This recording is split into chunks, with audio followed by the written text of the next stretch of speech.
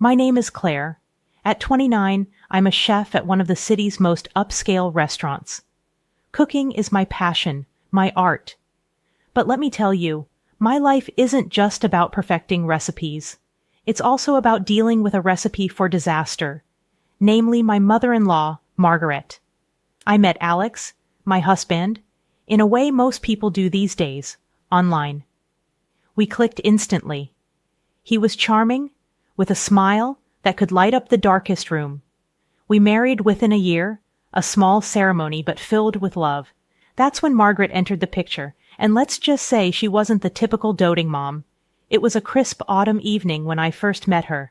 Alex had arranged a dinner at our place. I remember being nervous, wanting to impress her. "Mom, this is Claire. She's an amazing chef." Alex had introduced me with pride in his voice. Margaret, a tall woman with sharp features, had looked me up and down, her eyes lingering on my apron like it was a piece of alien clothing. "A chef, huh? I hope you can cook something more refined than diner food," I had chuckled nervously. "I'll do my best to impress you." Dinner was my arena, and I had put my heart into it. The table was set with my best dishes: herb-crusted lamb, a delicate risotto, and a chocolate mousse to die for. Margaret had poked at her food, a frown forming as she tasted each dish. "Well, it's edible, I suppose. Not what we're used to, but it'll do." Alex had shot me an apologetic look, but said nothing. That was Alex, always avoiding confrontation, especially with his mother. After dinner, as I was clearing the table, Margaret cornered me in the kitchen. "Claire, dear, I hope you understand that Alex comes from a refined family. We have certain standards," she had sniffed, her gaze cold and calculating. "See that you do. My son deserves the best." That night, as Alex and I lay in bed, I turned to him. "Your mother is quite something," I had sighed, pulling me close. "She's always been like that. But don't worry, we'll manage," he reassured me. I thought if only I had known then how much of an understatement that would be. It was a busy Friday night at the restaurant, the kind of night where the kitchen is a whirlwind of activity, and I'm in my element orchestrating the chaos.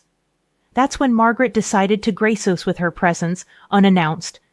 I was plating a delicate salmon dish when I saw her sweeping through the dining area like she owned the place. She had that look on her face, the kind that spelled trouble. My heart sank. I watched from the kitchen as she settled at a prime table, snapping her fingers for service. I wiped my hands on my apron, bracing myself for the inevitable. Emerging from the kitchen, I approached her table with a cautious smile. "Good evening, Mrs. Thompson. What a surprise. What can I get for you tonight?" She looked up at me, her eyes sharp. "Oh, Claire, darling, I thought I'd try your little restaurant. Bring me your best dishes. Spare no expense." I nodded, my mind racing. "Of course, Mrs. Thompson." The orders were extravagant: caviar, truffle pasta, the most expensive wine. As I prepared her dishes, I couldn't shake the feeling of dread. When the bill arrived at her table, Margaret glanced at it, then waved it away. "Oh, I won't be needing this. Put it on Claire's tab. She's family, after all." My head chef, who had delivered the bill, came back to me with a puzzled look. "Claire, she says you're covering her bill," he informed me. I felt a knot in my stomach. "Did she now?" I muttered, clenching my fists. I walked back to her table, the bill in hand. "Mrs. Thompson, there seems to be a misunderstanding. This is a business, and—" But she cut me off with a wave of her hand. "Nonsense, Claire. You can afford a little generosity for your family. It's the least you can do," she insisted. I tried to keep my voice steady. "Mrs. Thompson, this is highly irregular. But she was already standing, her coat draped over her arm. "Don't make a scene, dear. It's unbecoming. Just take care of it." And with that, she left, leaving me with a bill that could pay my rent twice over. How could she?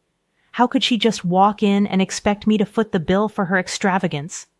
I felt used, cornered, and worst of all, I felt alone in this. Alex would just tell me to let it go, to keep the peace. But peace, I realized, came at a price. a price I was no longer sure I was willing to pay. Holidays, a time for family, laughter, and good food. Well, in my world, it meant one thing: cooking up a storm for Margaret's never-ending guest list and dealing with her endless demands. It was Thanksgiving, and as usual, Margaret had decided to host it at our place.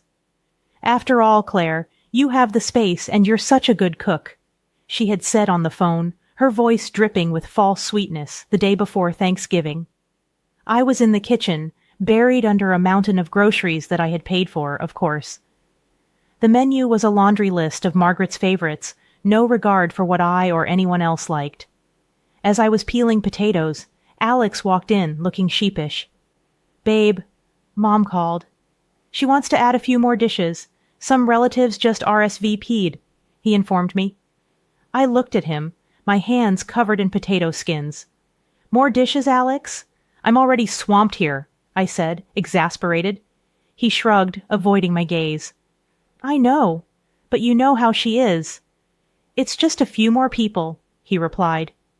"Just a few more people," I muttered. It was always just a few more people. The day of Thanksgiving was a blur. I cooked and cooked, the kitchen a battleground.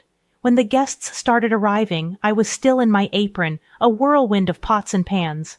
Margaret swept into the kitchen, her nose in the air. "Claire, dear, do make sure everything is perfect. We have some very important guests," she said. I forced a smile. "Everything's under control, Mrs. Thompson." The dinner was a hit, or so it seemed. I barely had time to sit down, let alone eat. Margaret played the gracious host, basking in the compliments as if she had slaved over the stove all day. After the guests had left, I was clearing up, my back aching, my feet sore. That's when Margaret decided to give her feedback. "Claire, the turkey was a tad dry, and the cranberry sauce too tart. And really, dear, you could have dressed up a bit. You looked like a maid amongst the guests," she said. I clenched my jaw, holding back the retort that was on the tip of my tongue. "I'll keep that in mind for next time, Mrs. Thompson," I replied through gritted teeth. Alex, who had been silent all evening, finally spoke up. "Mom, Claire worked hard. It was a great dinner," he said. Margaret sniffed. "Hard work is expected, Alexander. No need for praise. Good night," she said as she left. As I watched her leave, I wondered why I was putting up with this, why I was allowing myself to be treated like a doormat, my efforts dismissed, my feelings ignored. Alex put an arm around me. "Don't take it to heart, baby. Let's just go to bed," he said. I nodded, too tearred to argue. But inside, a storm was brewing. Something had to change, and soon. I never thought I'd be grateful for getting sick, but when I caught the flu right before Christmas, it felt like a twisted sort of blessing. Maybe now I'd get a break from Margaret's demands. Or so I thought. I was curled up on the couch, buried under blankets, a mountain of used tissues beside me, when my phone rang. It was Margaret, of course. "Claire, dear, you do remember Christmas is at our place this year. You'll be cooking, won't you?" she said. I croaked into the phone. "Margaret, I'm really sick. I don't think I can." But she cut me off, her tone icy. "Sick. Convenient timing, I must say. We're counting on you, Claire. Don't be selfish." Selfish? I couldn't believe my ears. "Margaret, I can barely stand up. I'm contagious," I protested. There was a pause, then a huff. "Fine, we'll manage somehow. Don't expect us to be sympathetic," she said before ending the call. I was left staring at the phone, a mix of anger and disbelief churning inside me. Later that day, Alex came home, his face tense. "Mom called me. She's really upset, Claire. She thinks you're faking it," he said. "Faking it?" I sat up, the room spinning a bit. "Alex, look at me. Do I look like I'm faking?"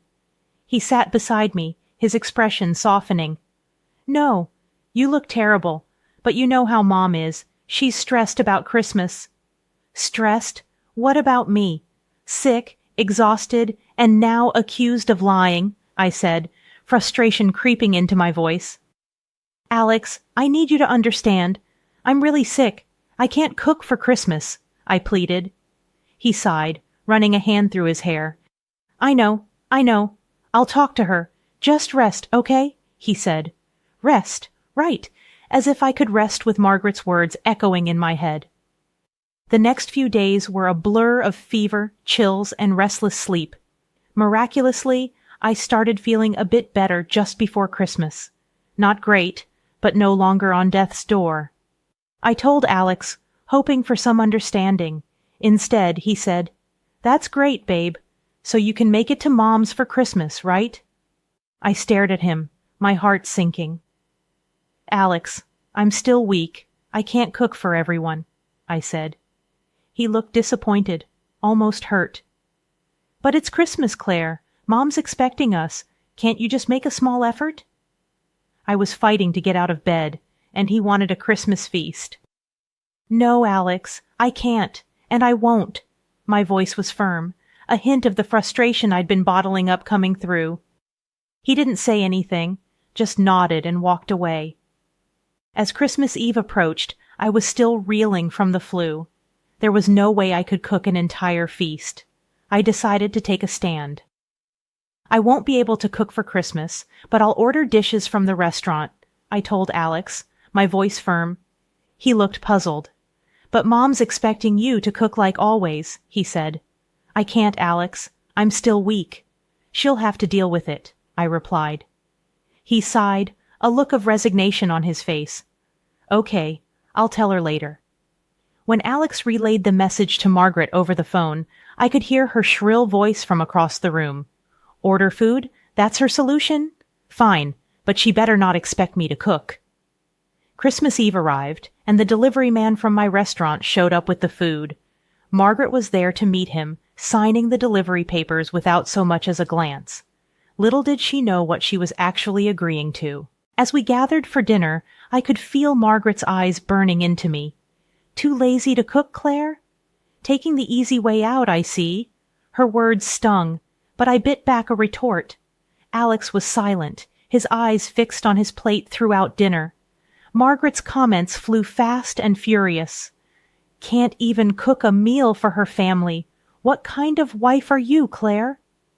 I clenched my fists under the table, my patience wearing thin. After dinner, as I helped clear the table, Margaret cornered me. You've outdone yourself with laziness this year, Claire. Can't even cook a simple Christmas dinner, she taunted. I turned to her, my voice low but fierce. I was sick, Margaret. I did what I could, I replied. She scoffed, her voice dripping with disdain. Sick? Looks more like laziness to me. You've just taken the easy way out. I stared at her, my anger boiling over. I'm not your personal chef, Margaret. I'm not here to bend over backward for you, I snapped. Her eyes widened in shock, unused to being spoken back to, but I was past caring. Alex finally spoke up, his voice weak. Mom, Claire's right. She was sick. Margaret brushed him off, her gaze still fixed on me. You've made your point, Claire. Don't expect any sympathy from me. As all the guests gathered in the living room, I stood up, the eyes of the guests curiously fixed on me. A sly smile played on my lips, a sense of retribution fueling my courage. Before everyone leaves, I have something to say, I announced, my voice steady, yet loud enough to cut through the post-dinner chatter. Margaret, sitting at the head of the table, raised an eyebrow. What now, Claire? Another one of your excuses? She sneered. No, Mrs. Thompson, it's about the dinner tonight, I replied, my satisfaction growing. You owe $5,000 for it, I continued, holding up the invoice detailing every item. A collective gasp filled the room. Margaret's face transitioned from smugness to shock. Excuse me? $5,000 for what? She exclaimed. I held up the signed delivery papers. For everything, the groceries, chef's labor, delivery, all of it, I said, my voice escalating, piercing the shocked silence. This is absurd. I will not pay for your incompetence, Margaret declared, her voice filled with disbelief. But you already agreed to, Mrs. Thompson, when you signed for the delivery, I countered, feeling a surge of power. She sputtered in disbelief. I signed for the delivery, not for this outrageous bill, she protested. From my folder, I produced the signed delivery papers. Unfortunately, you did. It's all legally binding, I said. Alex, my husband, who had been a silent spectator, finally interjected, his voice laced with unease. Claire, isn't this a bit much? Margaret turned to him, her eyes alight with vindication. See, even your husband knows you're being unreasonable, she said triumphantly. I faced Alex, my resolve unwavering. It's not unreasonable, Alex. Your mother needs to understand the cost of her demands. Margaret stood, her chair scraping loudly against the floor. I will not be swindled by you, she declared. One of the guests, an elderly aunt, spoke up tentatively. Margaret, dear, if you signed it, it does seem fair to honor it. Margaret shot her a withering look. Fair? This is daylight robbery, she exclaimed. Alex tried to calm the waters. Mom, let's discuss this rationally. Maybe there's a misunderstanding. But Margaret was adamant. There's no misunderstanding, Alex. Claire is exploiting us, I interjected, my patience fraying. Exploiting? I'm asking to be paid for professional services, Mrs. Thompson, I stated, the room falling into an uncomfortable silence, the tension almost tangible. Margaret's gaze was venomous. This is a declaration of war, Claire. You will pay for this, she hissed. I met her gaze, my voice steady. I'm standing up for myself, Mrs. Thompson. That's all. As she stormed out of the room, the guests exchanged uneasy glances, whispering among themselves. Alex approached me, his expression a mix of frustration and disbelief. Claire, why did you have to do this in front of everyone? He questioned. I looked at him, a sense of finality settling in my heart. Because, Alex, it was time. Time to show that I won't be pushed around anymore, not even by your mother, I replied. The guests began to disperse, the mood somber, the festive spirit lost. I knew this was a turning point, a moment that would define the future of my relationship with Margaret, and maybe even with Alex. The morning after the Christmas debacle was a battleground in our kitchen. The air was thick with resentment and unsaid words. Alex had obviously talked to his mother before, and broke the silence with a voice sharpened by anger. You humiliated my mother, Claire, in front of everyone. How could you? He demanded. I slammed my coffee cup down, my patience fraying to its limits. Humiliated her, Alex? She's been walking all over me for years. When will you see that? I retorted. He glared at me, his words cutting through the air. She's my mother, Claire. She was just being herself. You didn't have to go and make a scene, he argued. I stood up, my own anger rising. Being herself? You mean being overbearing, insulting, and downright disrespectful? And you never did a thing to stop her? I shot back. He scoffed, his voice dripping with sarcasm. Oh, so now I'm the bad guy? She's always right, Clary. You just don't understand her, he counter-read. I stared at him in disbelief. Always right, even when she treats me like dirt. Is that what you really think, Alex? I questioned. He didn't back down. Yes, I do. She's my mother. She comes first, he stated firmly. That was the last straw. I felt something inside me snap. First, what about your wife, Alex? Where do I come in your life? I demanded. He didn't answer, just gave me a cold, hard look. I took a deep breath, my decision clear in my mind. You know what, Alex? I'm done. I can't do this anymore. I'm filing for divorce, I declared. His face went from anger to shock. Divorce? You're going to throw away our marriage over this? He exclaimed. I shook my head, a bitter laugh escaping my lips. No, Alex. I'm saving myself from your mother, and from a husband who won't stand up for his wife, I stated. He looked like he wanted to say something, but no words came out. Instead, he just stormed out of the kitchen, leaving me standing there, a mix of anger, relief, and sadness swirling inside me. The rest of the day passed in a tense silence. The chasm between us had grown too wide to bridge. I knew I had made the right decision, but it didn't make it any less painful. Months had passed since I filed for divorce. The world I once knew had crumbled, but from its ashes, I was building something new, something that was mine. I found myself in the kitchen of my apartment, the morning sun casting a warm glow on the walls. The aroma of fresh coffee filled the air, a comforting presence in my newfound solitude. My phone rang, breaking the peaceful silence. It was my best friend Lisa. "Hey, Claire, how are you holding up?" she asked, her voice filled with concern. I took a sip of my coffee, a smile touching my lips. "I'm good, Lisa. Really, I am. I feel free," I replied. She chuckled. "That's great to hear. You sound better," she noted. I leaned against the counter. "I am better. I'm focusing on myself now, my career. I'm rediscovering who I am without Al, without Margaret," I explained. There was a pause, and then she said, "I'm proud of you, Claire. You're doing what's best for you." I sighed, a sense of contentment washing over me.